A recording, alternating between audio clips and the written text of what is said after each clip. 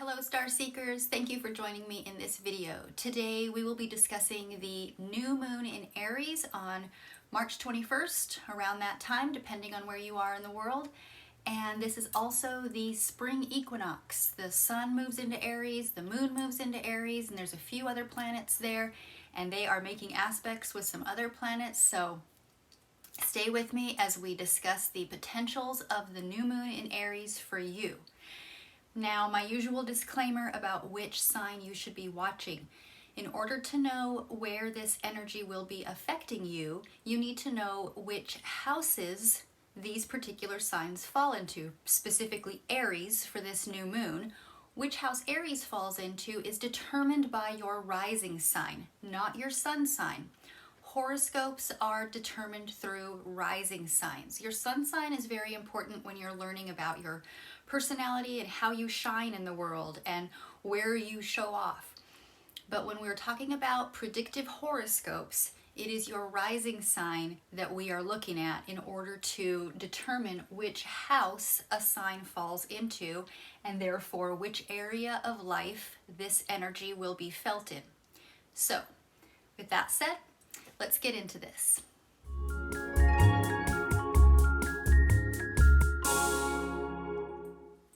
Hello Gemini rising, thank you for joining me. Let's get right to this. We have a lot to talk about. So when we have a new moon, we have the moon and the sun on the same side of the earth. In this instance, they are in Aries, which for you Gemini rising is your 11th house. This is the house of friends, community, social circles, networks, groups, organizations. It's also the house of high hopes and dreams, goals.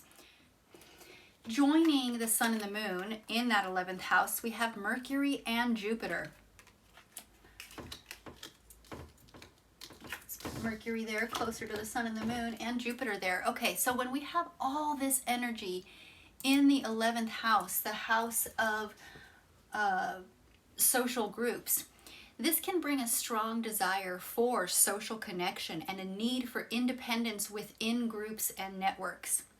This placement can indicate a success in fields related to technology, innovation, social activism, but it can also bring a tendency towards impulsive decisions related to friendships and social causes. So there is a need here to balance your individuality with cooperation and a sense of belonging in order to maintain fulfilling dynamic relationships as well as group settings and social networks. Now, just a few days before this new moon, Venus has moved into Taurus. That is her home sign. So this Venus energy is happy and harmonious here in Taurus. For you, Gemini rising, that's your 12th house, or the house of the subconscious or spirituality. So this is bringing a heightened appreciation for beauty, pleasure, and luxury in your private life, in your subconscious, and in your spiritual practices. This placement can indicate a desire for stability and security in your inner world and in your connection with the divine, however you see that, whether it's a creator or the universe as a whole.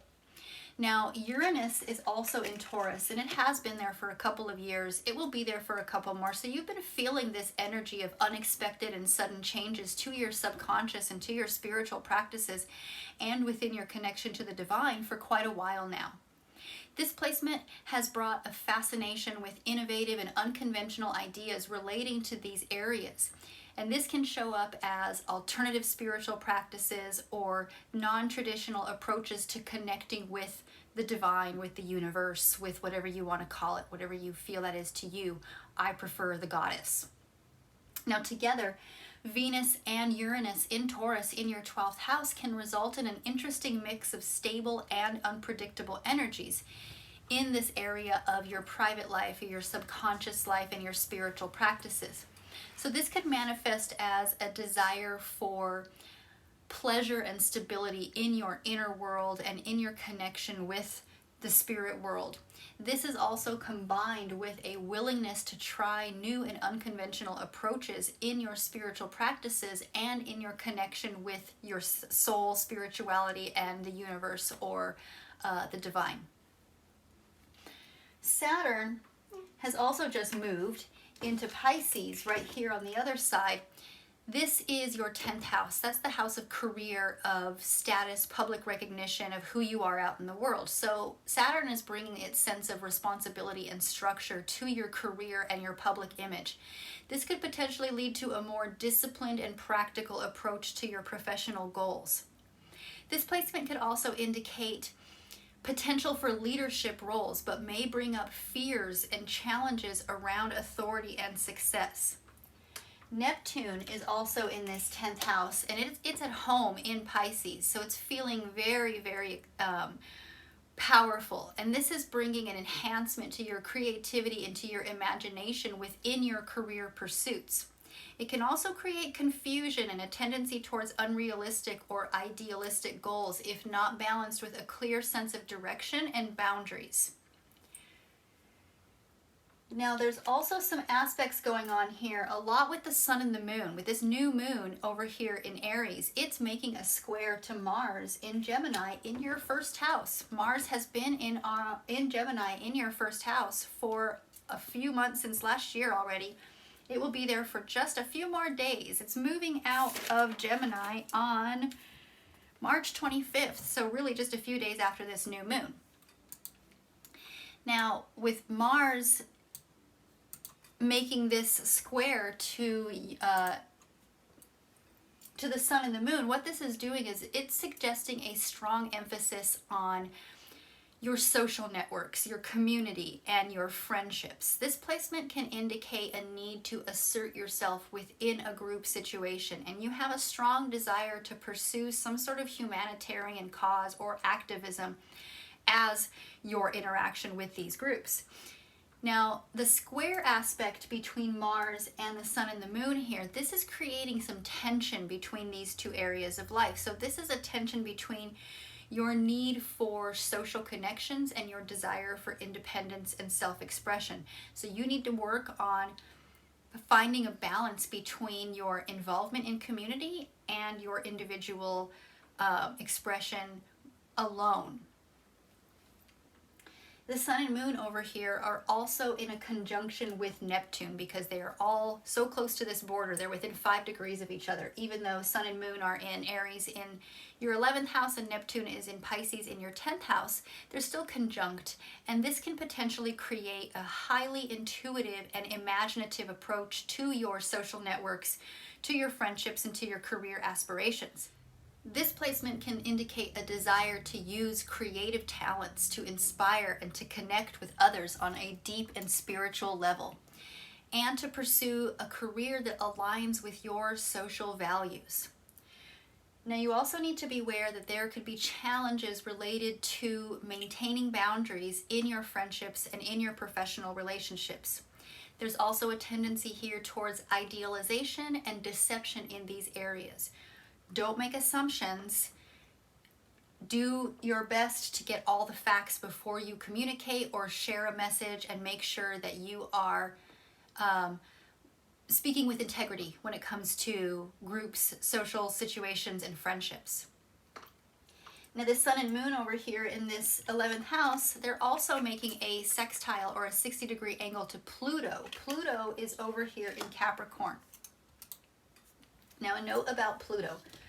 Pluto has been in Capricorn since 2008. This is a very slow-moving planet. Pluto has been in your 8th house, or the house of transformation, shared resources, intimacy, sex, passion, death, and rebirth for almost 20 years. 16 years. This is a long time.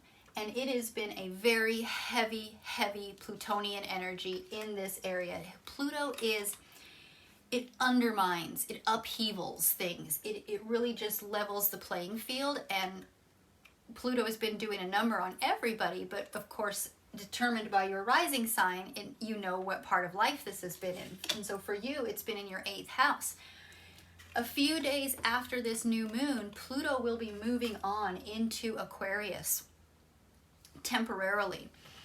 This is a huge energy shift. This is a big deal. This is moving from a very rough house, a house of spiritual transformation and deep self-reflection, into a house of exploration and connection with people and things from other cultures, and being able to spread your message out into other cultures or other communities.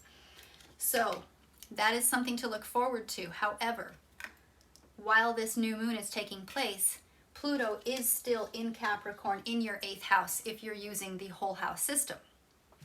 Now what this is doing is this is really bringing opportunities for transformation and growth, and it has been for this whole time that Pluto has been in Capricorn. It's brought growth through connections and collaborations with others.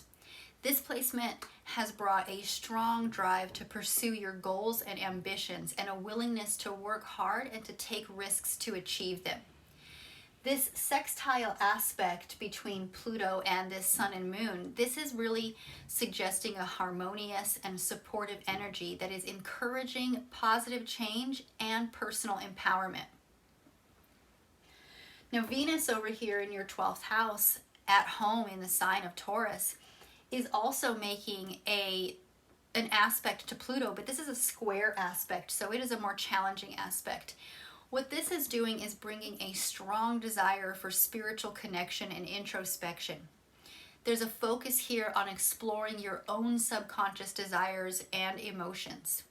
Now be aware that this placement here in this square with Pluto, this can suggest the potential for power struggles or hidden issues related to control or transformation within your intimate partnerships and relationships, as well as your shared resources. This could impact your ability to fully connect on a deep level with your intimate partner.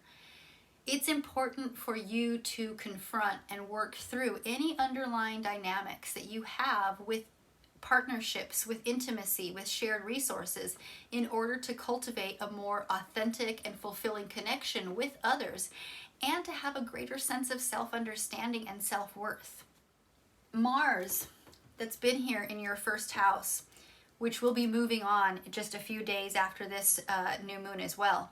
Mars in your 1st house, it's in a trine with Saturn over here in your 10th house. So this is a good favorable aspect, and this can suggest that you are highly motivated and goal-oriented, and that you are really showing your strong leadership qualities.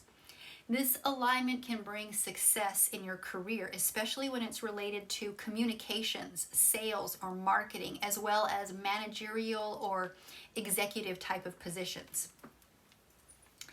This trine between Mars and Saturn can support a more disciplined and practical approach to you achieving your ambitions and your goals. Now lastly, Mars over here, just before it moves out of this 1st house, finally, this is going to make a square with Neptune here in your 10th house. So even though it's the same houses as Saturn, it's a different angle. And what this is suggesting is that you can be highly driven and ambitious, but you may struggle with self-doubt and confusion around your career and your public image. So this alignment is really showing you a need for clear communication and boundaries in your professional relationships, but it's also bringing up a tendency towards being influenced by others' perceptions of you. So this square aspect between Mars and Neptune here, it can require a considered conscious effort on your part to cultivate a strong sense of self and a clear direction in your career pursuits. You need to have a good, clear picture of where you want to go so the energy can flow that direction. If you're confused, if it's muddled, then that energy doesn't know which way to go. It doesn't know which picture to focus on, which direction to send the energy to. So you need to get very clear on what you want. Right now is the time to get moving towards it. You have all of this positive energy, and just push behind you. So good luck, Gemini. Thank you for watching my video. That's all I have for you today. Please like and subscribe. Let me know down below if anything resonated with you, and I will see you in the next video. Bye.